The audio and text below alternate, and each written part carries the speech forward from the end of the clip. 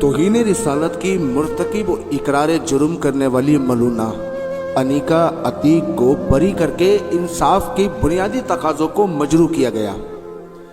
آج میرا سوال ریاست پاکستان میں انصاف دینے والی ان عدالتوں سے جو انصاف کے نام پر ایک مذاق بنا بیٹھے ہیں، کیونکہ انصاف تو ملتا نہیں، پھر مجبوراً کوئی نہ کوئی ایسا اقدام ہو جاتا ہے جسے رنگ دیا جاتا ہے آسیہ ملونہ جیسی کے لیے یا اس شیطان تاثیر کے لیے۔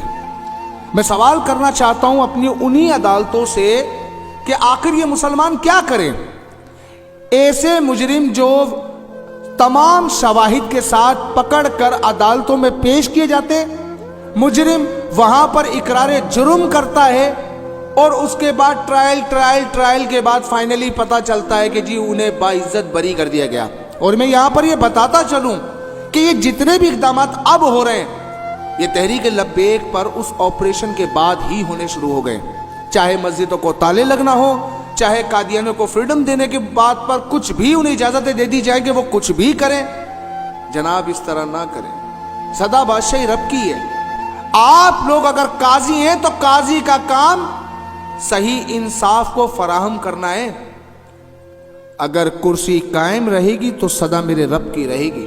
عدالت ایک دن لگنی ہے، اس دن تم سب کے منہ پہ تالے لگے ہوں گے اور سب انتظار کرنا ان مجرموں کو جو تم چھوڑتے جا رہے ہو نا۔ یاد رکھنا دین میں گناہگار کی معافی، غدار کی کوئی معافی نہیں ہے۔ آپ گستاخ رسول کو جس طرح پروٹیکشن فراہم کر رہے ہو اپنے بیرونی آقاؤں کو خوش کرنے کے لیے، تو یاد رکھنا قبر میں رسول اللہ نے آنا ہے، پھر اس کے بعد کوئی عذر پیش نہیں کر پاؤ گے، کیونکہ نبی علیہ السلام نے پوچھنا ہے کہ تو قبر میں کہ کیا کر آئے یہاں پر، تو پھر کیا کہو گے کہ حضور میں تو آپ کے گستاخوں کو ریا کر آیا ہوں، میں تو عاشقان رسول پر جو گولیاں چلائی میں ان کے ساتھ کھڑا ہو کر آیا ہوں۔ مجھے بتائیے کہ میرے وہ مسلمان بھائی کیا کرے، وہ جو قانونی چارہ گوئی کرتے ہیں، محنت کرتے ہیں اور انہیں عدالتوں کے کٹہروں میں لا کے کھڑا کیا جاتا ہے لیکن رزلٹ صفر۔ آپ جانتے ہیں میں تمام پاکستانی قوم سے مخاطب ہو کر یہ بات کر رہا ہوں، اگر گستاخوں کی لسٹ جاری کی جائے تو 4 لاکھ گستاخ پاکستان میں موجود ہیں۔ اگر روز ایک گستاخ کو پکڑا جائے تو سال میں 365 گستاخ پکڑے جائیں گے، تو سوچے پیچھے کتنی بڑی چین ہے، اور ان 365 میں سے سب کو بری کر دیا جاتا ہے۔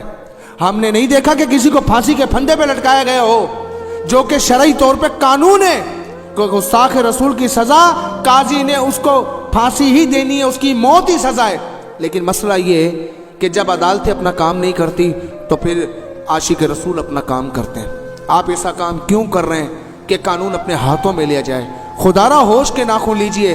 چاروں طرف ہم دیکھ رہے ہیں کہ اسلام سے جنگ کی جا رہی ہے، یہ کسی ملا سے جنگ نہیں ہے، کسی جماعت سے جنگ نہیں ہے، یہ تو ڈائریکٹ اسلام سے جنگ کی جا رہی ہے۔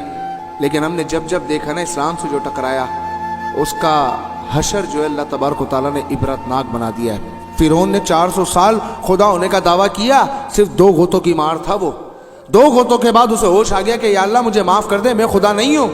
آپ کیا سوچ رہے ہو 60-70 سال کی زندگی میں کتنے عیاشیاں کر لینی، آپ کی تو بچی بھی تھوڑی بہت ہوگی۔